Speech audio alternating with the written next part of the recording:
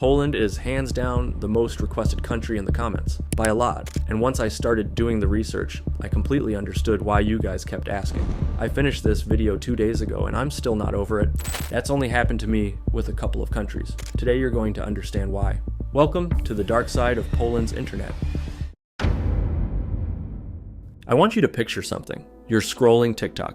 The algorithm is doing what it always does, pushing you from one video to the next. A dance, a meme, some guy making a recipe.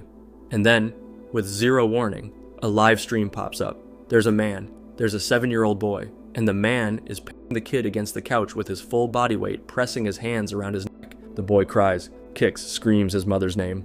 The mother is sitting right there, inches away, watching. She doesn't move. She doesn't say anything. Until, after several seconds that feel like minutes when the boy can no longer breathe, she opens her mouth and says, "Good. Maybe now we'll finally have some peace."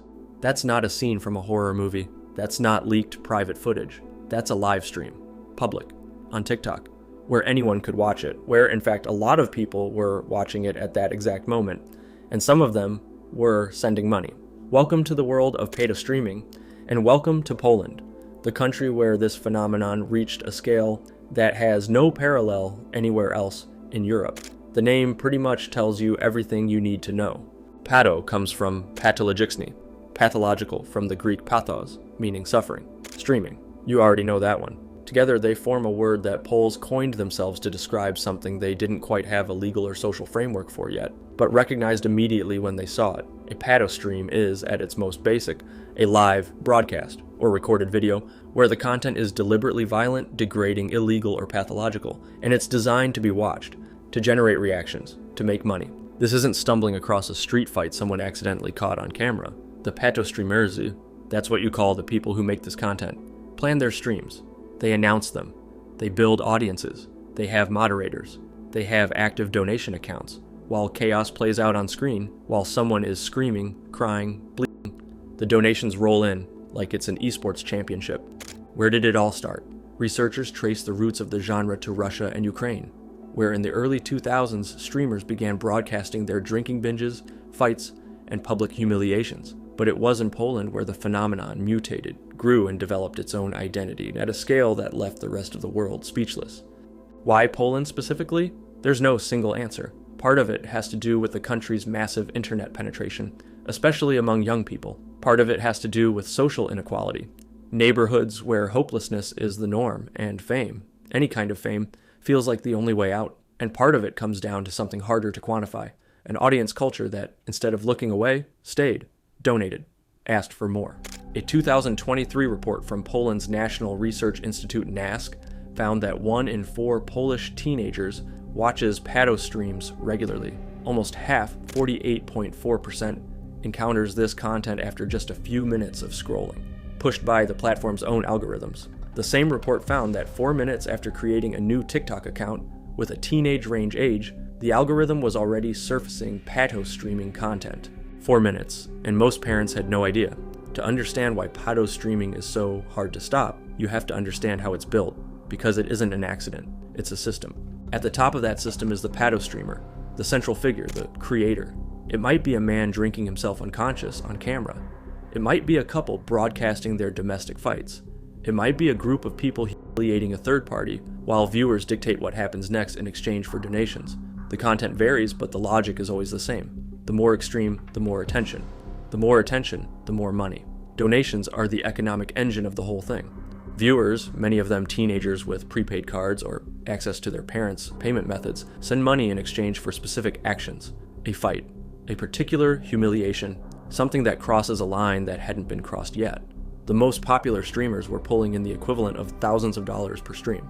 Below the streamer are the moderators, usually volunteers, sometimes minors themselves, who manage the chat, filter donations, and in some documented cases actively egged streamers on to escalate the violence. When the family from Dąbrowa Górnicza, more on them in a moment, was investigated, police also looked into their moderators, women who cheered on the abuse from the chat and publicly justified the violence. And at the base of the whole structure is the audience. Millions of people, but especially young people, watching, sharing, commenting. The NASK survey found that 38% of teenagers believed patostreaming shows real life. The same percentage thought it was a good way to make money. And while the vast majority acknowledge that the content is harmful, that doesn't stop them from watching. There's something about the psychology of patostreaming that researchers have tried to articulate without fully landing it. Polish psychologist Zbigniew Nansky described it as an exploitation of the aggression inherent to human nature. Others draw a line to the same impulse that filled Roman Colosseums. Whatever the explanation, the result is the same. A live, around-the-clock industry of human degradation, funded by its own viewers. There are dozens of patostreaming cases in Poland you could tell. Streamers who beat women on live TV while donors cheered. One who threatened his own audience with a puppy he held like a weapon. Streams that ended with emergency calls, hospitalizations, deaths. But there's one case that shook Poland differently, deeper, harder to shake off. Because the victims weren't vulnerable adults, who had at some point consented to being on screen. It was a 7-year-old boy, and the perpetrators were his own parents. The family lived in Dąbrowa Górnicza, an industrial city in the Silesia region in southern Poland. Robert P. and Ursula P. had been streaming their home life on TikTok for a year and a half before the incident that finally exposed them. A year and a half of videos showing them drinking, fighting, humiliating the boy, insulting him, screaming at him. A year and a half of content that racked up views, followers, donations. A year and a half during which no one, not the neighbors, not social services, not the platforms, effectively intervened. On March 16, 2023, during a TikTok live stream, Robert pinned his 7-year-old son against the couch with his body weight and began pressing his hands around his neck. The boy kicked, screamed, pleaded with his mother for help. Ursula didn't move. She pushed a piece of furniture aside so the struggling child wouldn't knock it over. And when her son stopped being able to breathe and the father finally let go, she looked at the boy gasping on the floor and said completely calmly, "Good. Now we'll finally have some peace." The boy took several seconds to recover. He was on his knees on the floor, shaking, crying. The mother, visibly frightened all of a sudden, started patting him on the back, blowing air into his mouth. All of this was watched live by the TikTok channel's audience. What happened next is, in some ways, the only hopeful part of the entire story. Someone watching called the Biuro Obrony Praw Dziecka, Poland's Bureau for the Defense of Children's Rights, which immediately alerted police. That same afternoon, officers arrived at the apartment. The next day, the boy was removed from the home and placed with a foster family. On Friday, March 17th, less than 24 hours after the stream, Robert and Ursula were arrested. All electronic devices were seized: phones, laptops, hard drives. They were charged with physical and psychological abuse of a person defenseless due to age, and they were immediately banned from publishing any content online. Up to this point, the story has something that might look like a resolution, a crime, an intervention, an arrest. But what came next reveals something just as disturbing as the crime itself: the Polish legal system's inability to process what was happening. Robert and Ursula didn't go into pre-trial detention. The prosecutor applied alternative measures. Report to the police station 3 times a week, don't post anything online, and that was that. The formal indictment didn't reach the court until February 2025, nearly 2 years after the incident. And according to reports from Gazeta Wyborcza, after that filing, the case sat stalled for months without moving forward. But there's something even harder to absorb. At some point during that legal limbo, the boy was returned to his parents. The same boy who had been filmed being choked, returned to the same home.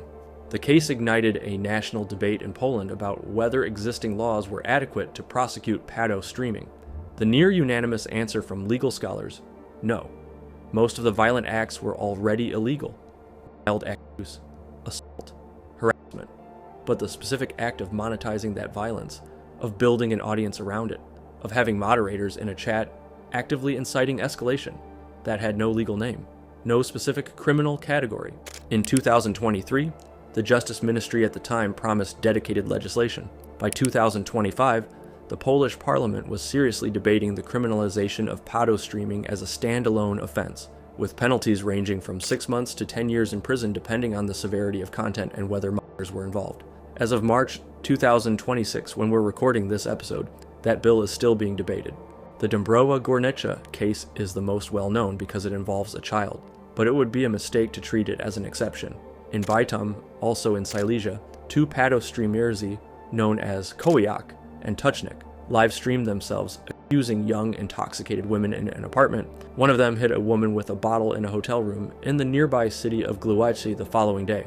They fled Poland, were arrested days later when they came back. Their trial began in May 2025. Charges include abuse, sexual assault, non-consensual distribution of intimate images, and criminal threats. In Krakow, a streamer known as Ajemgewan lured women to his apartment through fake Tinder profiles, and what happened afterward ended up live-streamed on the platform Kick. He was arrested in June 2025 and charged with sexual abuse by exploiting his victim's incapacitated state. He requested to plead guilty voluntarily. And then there are the animal abuse cases, the cases where minors were exposed, used, put on display. A streamer known as Gurel was documented pressuring a 12-year-old girl to undress in front of the camera during a stream that reached nearly 15 million views. 15 million! There's a question I keep coming back to after spending time in all of this. Not how can someone do that, because we already understand that there's no bottom to human cruelty. The question is different. Why do people watch? And the most honest answer is that there's no single one. There are teenagers who land there by accident and can't look away. There are people who find in patostreaming a confirmation of something they already believed, that the world is exactly as ugly as they suspected. There are others who donate because they want to feel like they have some control over what happens on screen. And there's a smaller group that genuinely enjoys it, that needs someone else to suffer in order to feel something. The 7-year-old boy from Dąbrowa Górnicza screamed for help during a live stream. And there were people watching that stream who didn't call the police, who donated, who kept watching. The person who did call, one single person who saw the exact same thing as everyone else and decided to do something, probably saved his life. One person out of everyone who was watching. That's patostreaming. It's not just a problem with the streamers, it's a problem with the audience, and the audience is all of us. On February 26th, 2026, just a few weeks ago as we're recording this episode, in a small village in the Opole region of southern Poland, something happened that left the entire country speechless. This isn't a story about a criminal network. It's not a system. There are no dozens of players, no dark forums where everything was planned out over months. It's something simpler than that. And somehow, because of that, even more terrifying. It's the story of a 17-year-old boy, his stepfather, his great-grandmother, an axe, and a camera that never should have been turned on.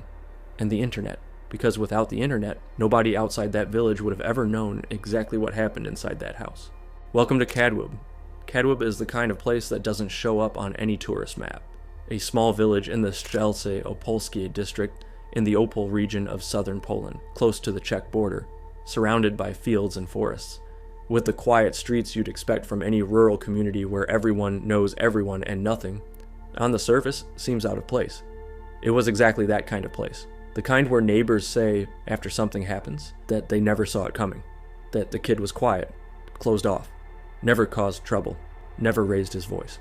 Łukasz G., his full name can't be published because he was a minor at the time, was 17 years old and lived in a family home in Kadłub with his stepfather, 38, and his great-grandmother, 87. His mother wasn't home that night.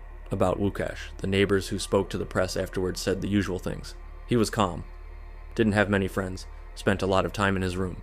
Nobody, absolutely nobody, suspected what he was building up to, but at some point before February 26th, days before, maybe weeks, Łukasz made a decision. And once he made it, he didn't second-guess it. He planned it, he documented it, and he carried it out. In the early hours of February 25th to 26th, 2026, while his stepfather and great-grandmother were asleep, Łukasz entered the bedroom, he set up a camera, and he attacked. Forensic experts who reviewed the crime scene described both victims with multiple cut and axe wounds. The stepfather was killed with a hammer, the great-grandmother with an axe. Neither of them had any chance to defend themselves. They were asleep. There was no way they could have seen it coming. In one of the materials secured by the prosecution, you can see the perpetrator looking into the camera with a smile after striking the sleeping woman. A smile. After the attack, Łukasz didn't call anyone. He didn't panic. He didn't try to hide what he'd done. He did something that, when police discovered it hours later, left them speechless. He opened YouTube and uploaded the videos. On his YouTube channel, registered under the alias Herkowski, Łukasz posted what he himself titled, "My Last Testimony." It's not a short, shaky video shot on a trembling phone. It's a structured video, filmed calmly, where the teenager looks directly into the camera and explains in his own words why he did what he did. In the video, Łukasz placed most of the blame on workplace bullying by a coworker named Mirek Jaskua and on pressure from his father as his main triggers. He talked about humiliation, about family tensions that had been building for months, about feeling cornered with no way out. And then he said something that made all of Poland stop.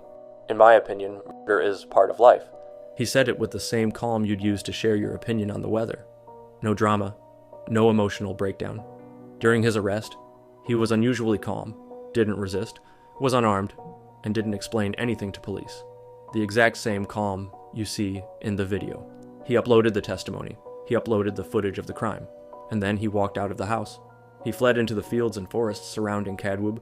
For hours, police across the Opole region searched for him. He was found hiding in the bushes in Kraplowice County several hours after the crime. When they detained him, he didn't resist. He didn't try to run. He was just there. And here's something worth stopping to think about. The authorities didn't find the bodies because someone called 911 from the house. They found them because the videos were already spreading online. By the morning of February the 26th, the footage Łukasz had uploaded was going viral, first on Polish forums, then on international platforms. The content was so extreme that multiple users reported it at the same time. YouTube took a while to take the channel down, and in that window, the videos had already been downloaded, re-uploaded, and shared on Telegram, in gore groups, in true crime forums. The Opole police posted an urgent message on their official X account, formerly Twitter, asking users to please stop sharing the graphic recordings out of respect for the victims' families. But by that point, the damage was done. The videos existed in multiple copies across multiple platforms. Police could ask people not to share them, and they did, repeatedly, over the following days. But on the internet, once something is out there, it doesn't belong to anyone anymore, and it can never be fully erased. The bodies were found that morning. Łukasz was detained that afternoon, and all of Poland spent the following days trying to figure out how to process what had just happened. On February 27, 2026, the day after the crime, the district prosecutor's office of Strzelce Opolski held a press conference. Deputy prosecutor Piotr Krzemionka-Kowalski announced that Łukasz G. had been formally charged with 2 counts of murder with particular cruelty, an aggravated classification that came after the initial autopsy results confirmed the extremely violent nature of the attack. The key phrase in this entire legal process is that one, particular cruelty. That's not something Polish prosecutors throw around lightly. It means the level of violence used went beyond what would have been necessary to cause death. It implies brutality. It implies an active choice to go further. On March 5th, 2026, Łukasz was transported from pre-trial detention back to the house in Kadłub for a judicial reconstruction, a court-ordered walkthrough where the accused guides investigators through the scene, pointing out where each act occurred and in what order. During that reconstruction, the teenager was exceptionally calm and lucid, logical, methodical, completely focused as he walked them through it. He pointed out the specific rooms where the attacks took place, described the sequence of events, showed investigators where he had used each weapon, the axe and the hammer, and explained exactly when he had recorded the audio and video of the killings, and then posted everything online. One detail prosecutors made a point of stating publicly: during the reconstruction, Łukasz confirmed that he himself had made the recordings, and that he himself had uploaded them. No ambiguity, no denial. He did it, filmed it, posted it, and explained it. Because of his age at the time of the offense, Łukasz cannot receive a life sentence. He's facing between 15 and 30 years in prison. He's being tried as an adult, a decision that in Poland can be made for minors between 15 and 17 when the severity of the crime warrants it. The real motive behind all of this still isn't fully clear. The claims about workplace bullying and family pressure show up in the video, but investigators have not yet been able to determine whether those factors actually explain the scale of what happened, or whether there's something more. Psychiatric and psychological evaluations are ongoing. There's something about the Kadłub case that sets it apart from everything else we've covered in this series. With patostreaming, there was economic logic. There was an audience that requested paid and incentivized. There was a system that fed back into the violence. It was awful, but it had a comprehensible mechanic. With Balliet in Germany, there was radicalization. Years of forums, ideology, a blueprint that others had laid out before him. You could trace the path.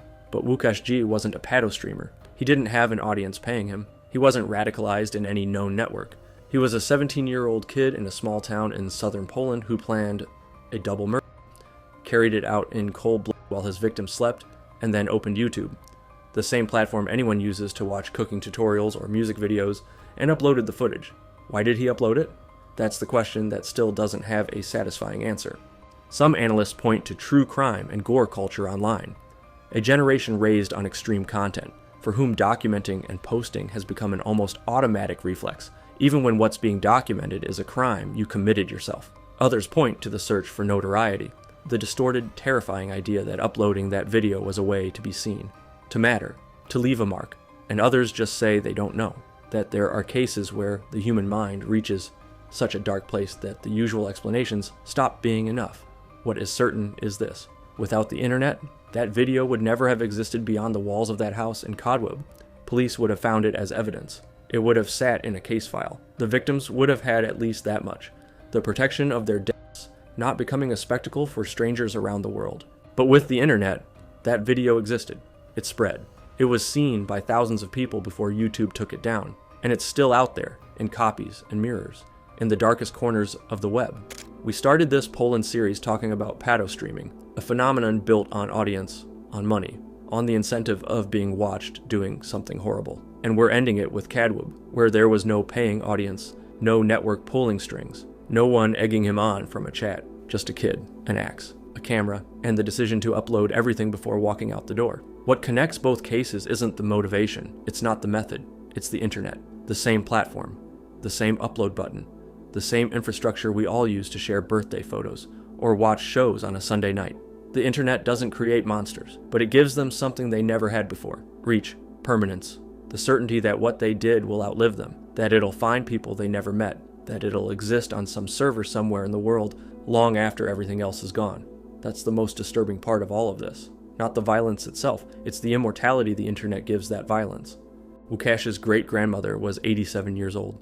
His stepfather was 38. They deserved to die in peace, in their beds, without anyone recording it, without anyone watching, without a video ever existing. They didn't get that. Thanks for coming along for this series. What country should I cover next? Take care of yourselves. See you soon.